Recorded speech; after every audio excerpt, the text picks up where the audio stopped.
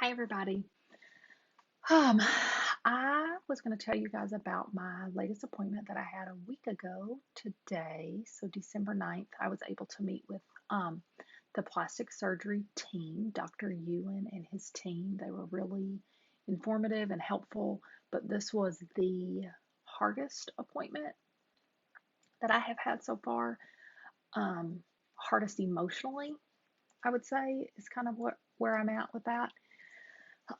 Prior to this appointment, I had done zero looking into what um, a bilateral mastectomy consisted of or what the process was going to be. So I kind of was moving along in my brain in this space that said, um,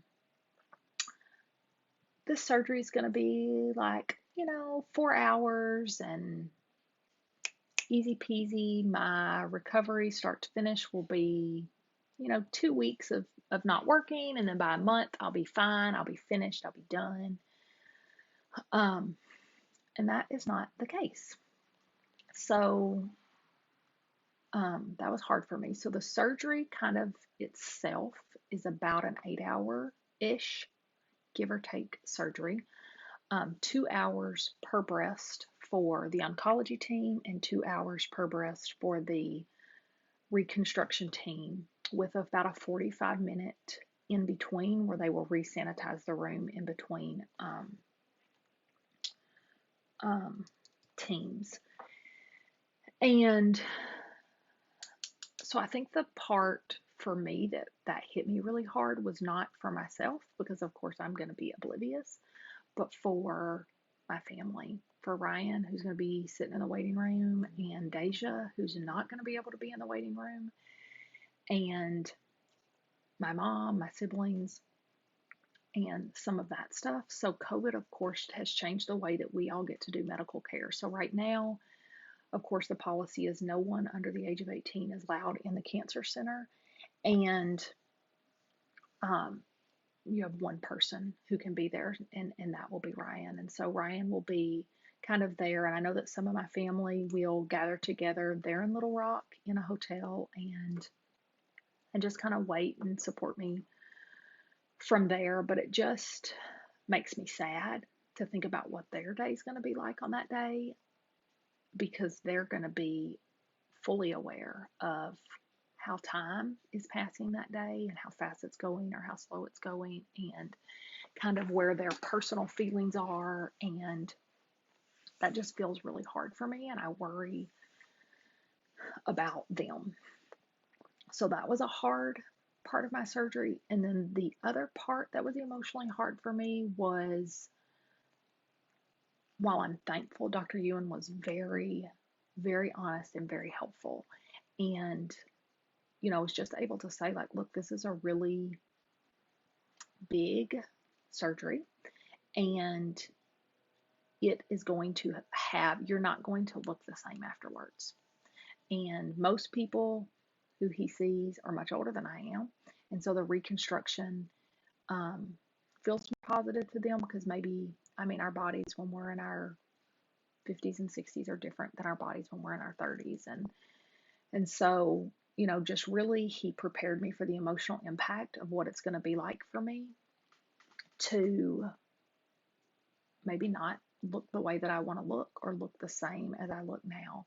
And so that hasn't been anything that I was really sad that day, really sad, but I have kind of took that, and I haven't unpacked it yet emotionally, and really talked about how I feel about it, other than just briefly, and then now doing this. So that is something that I'm going to have to kind of wrap my mind around.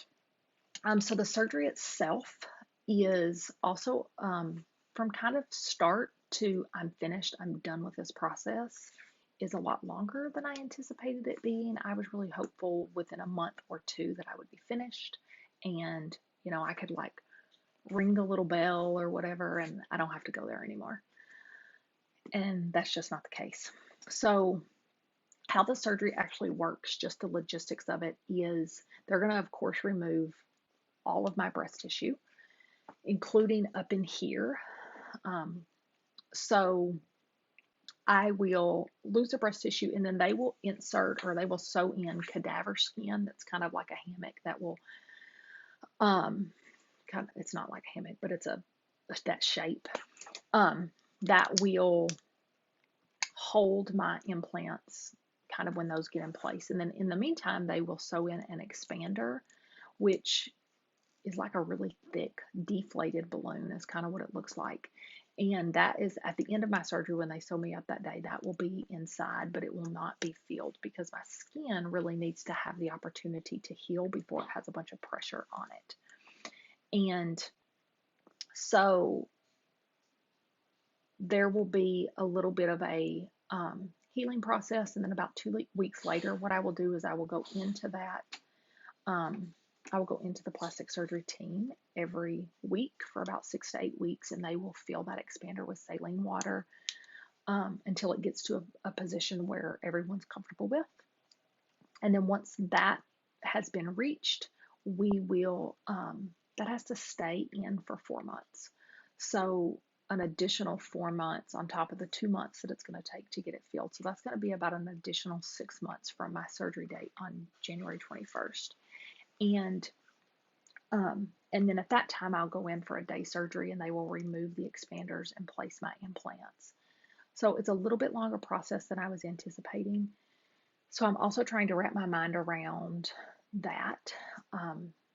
This last, it's going to be 2022, but I work in semesters. And so it's like the last semester of Deja's junior year will be committed to this process. And so I'm hopeful that I can use this time to be a little bit slower and a little bit more intentional in being present and having to really face, every week when you go in there, every time that I go into Little Rock, I do really well. And then I go into the cancer center and I go, oh yeah, this is heavy. But it also gives me an opportunity to reflect. And so I'm also taking and trying to look at the positives of this is going to give me a really weekly reminder to reflect and say, am I spending my time the way I want to spend my time? Am I prioritizing the people and the things that are really important to me? Am I creating a meaningful life? And so I am so grateful to be able to have that opportunity to reflect on that. Because otherwise, one of my favorite quotes is how we spend our days is, of course, how we spend our lives. Annie Dillard said that.